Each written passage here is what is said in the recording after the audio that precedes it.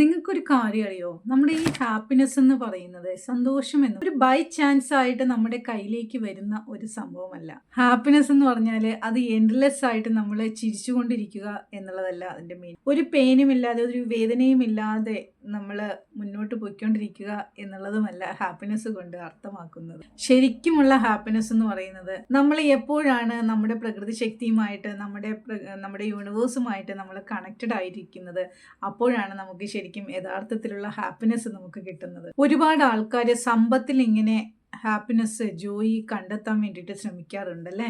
ഓർക്കുക, ഹാപ്പിനെസ് എന്ന് പറയുന്നത് ഒരു പെർഫെക്റ്റ് ലൈഫ് നമുക്ക് ഉണ്ടായാൽ മാത്രമേ നമുക്ക് ഹാപ്പി ആയിരിക്കാൻ പറ്റൂ എന്നുള്ളതല്ല.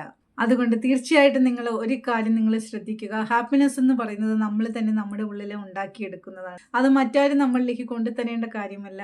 അല്ലെങ്കിൽ എല്ലാം നമുക്ക് വന്നു ചേർന്ന് കഴിഞ്ഞാൽ മാത്രമേ നമുക്ക് ഹാപ്പി ആയിട്ടിരിക്കാൻ പറ്റൂ എന്നുള്ളതല്ല അവിടുത്തെ ഇമ്പോർട്ടൻ്റ് ആയിട്ടുള്ള കാര്യം എന്ന് പറയുന്നത്.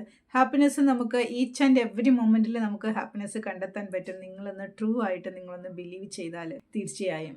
Thank you.